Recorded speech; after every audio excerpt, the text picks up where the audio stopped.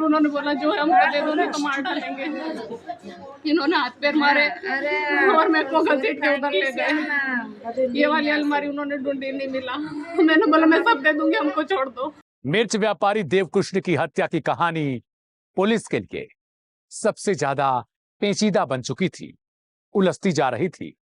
हत्या के कई घंटे बीतने को थे, लेकिन न जाने पुलिस को बार बार ऐसा क्यों लग रहा था कि हत्या के ठीक बाद हुई लूट कोई लूट नहीं बल्कि एक साजिश थी। पत्नी का रो रो कर बुरा हाल हो चुका था। वो चिल्ला चिल्ला कर कह रही थी कि बेतहाशा प्यार करने वाले शख्स को लोगों ने ज्वेलरी लूटने के दौरान मार दिया, यानी उसके पति को। पत्नी प्रियंका को आंसू आ रहे थे।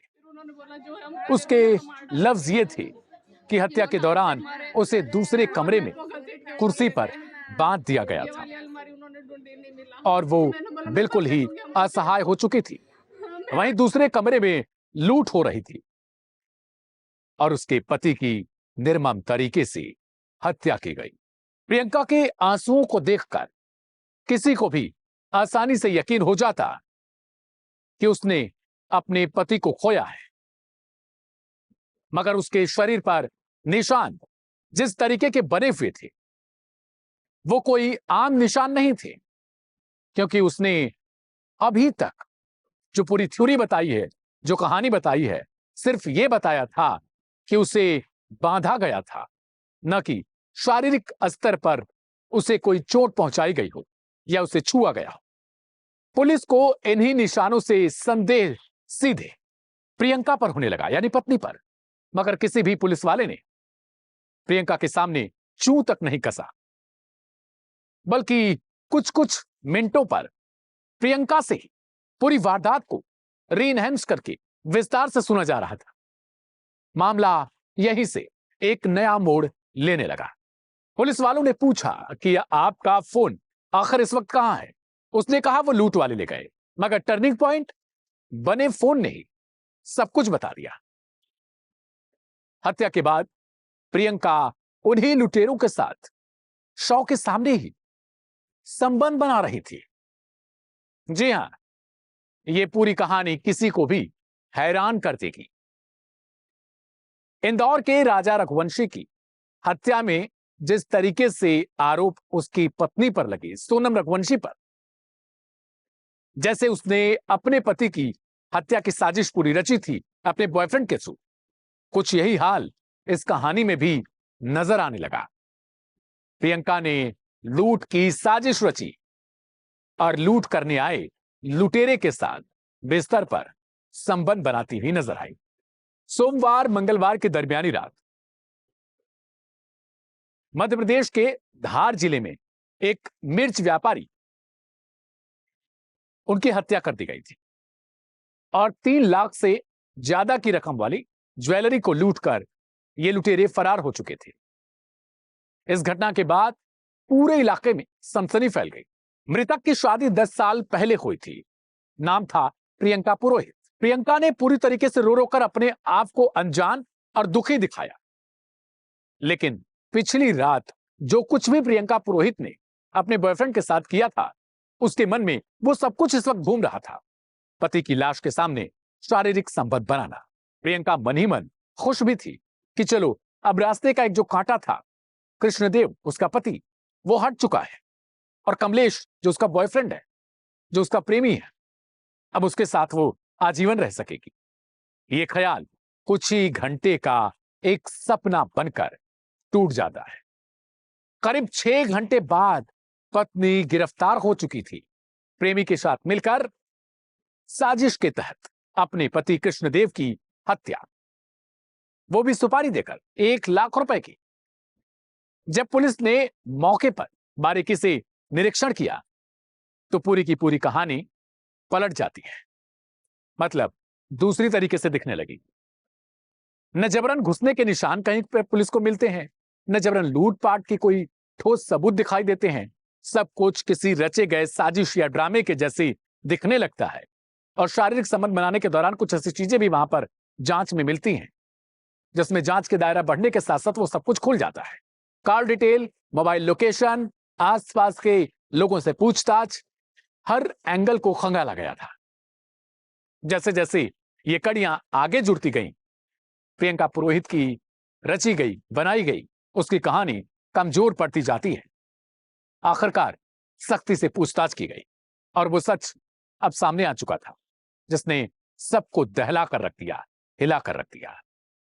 प्रियंका ने अपना जुर्म कबूल कर लिया। प्रियंका पुरोहित ने बताया कि उसका गांव के ही कमलेश नाम के युवक से प्रेम संबंध चल रहा था, जो कई सालों से था।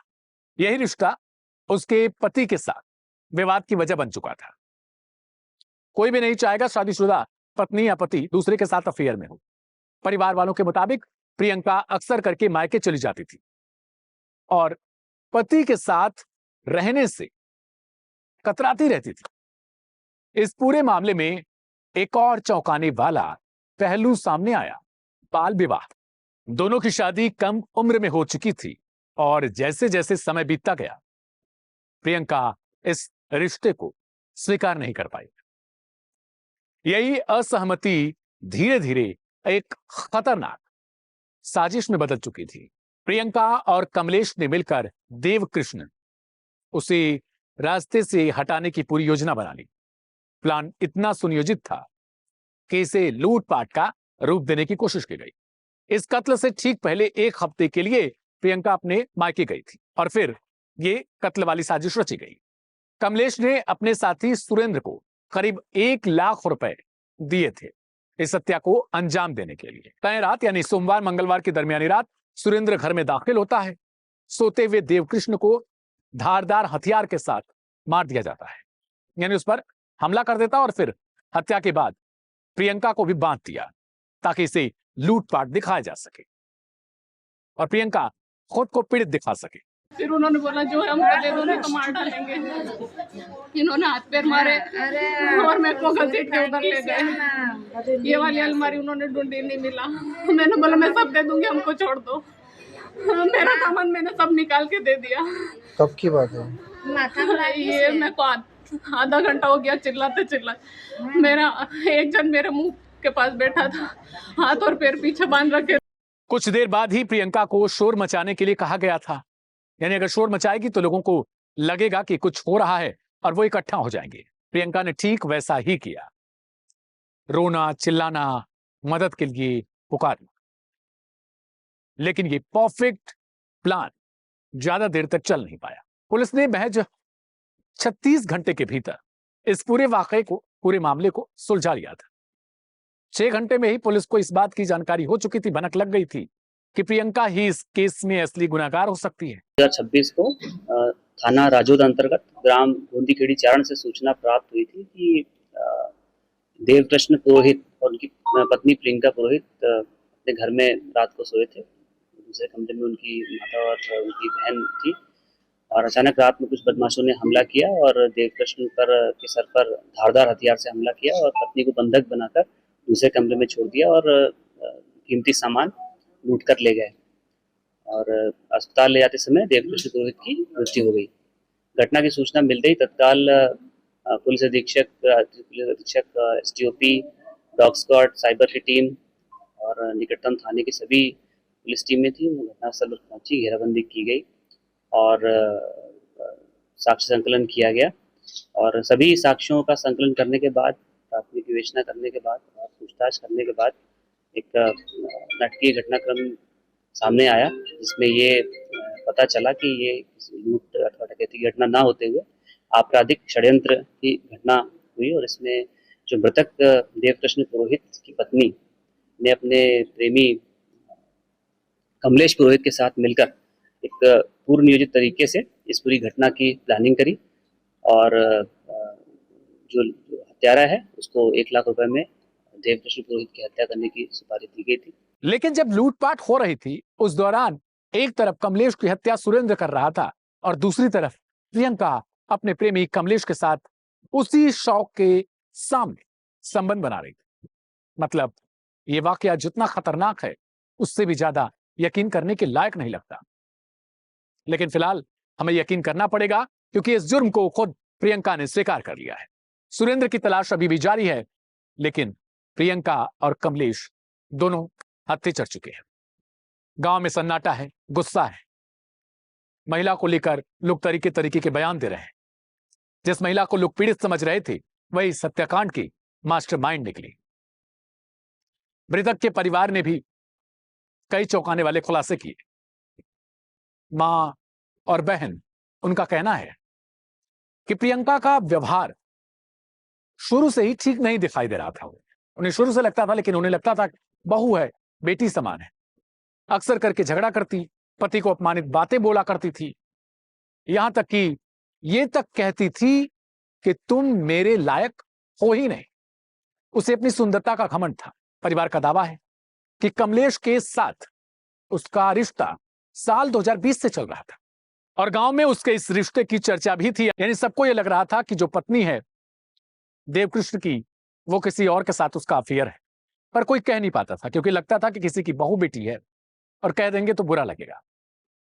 पर कहते हैं कि जब आप कोई अपराध करना चाहते हैं या आप किसी के बारे में बुरा भला सोचने लगते हैं तो प्रकृति या आपका दिमाग भी उसे उसी तरीके से प्रस्तुत करने लगता है। आपको सामने वाले की हर चीजें उसी तरीके से दिखाई देंगी। पर अपराध कभी छुपता नहीं। आज नहीं तो कल उसकी जो बुनियाद होती है, जो उसका बेस होता है, वो अपराध होने के बाद आपको एक बार जरूर आगाह करता है। और अगर उस बीच में आपकी कहानी पूरी खुल जाए तो क्राइम कथा की एक नई कहानी में वो दर्ज हो जाती है। फिलहाल आज के लिए इतना ही। मेरा नाम है दिव्यांशु। क्राइम कथा के अगले एपिसोड में कल रात 10 बजे फिर से होगी मुलाकात। अपना और अपनों का बहुत ख्याल रखिएगा। ऐसी कहानियों को सुनते और सुनाते रहिए ताकि क्राइम कथा के अगले एपिसोड में कोई आपके घर या परिवार या रिश्ता या नाते से इस कहानी में दर्ज ना हो। नमस्ते।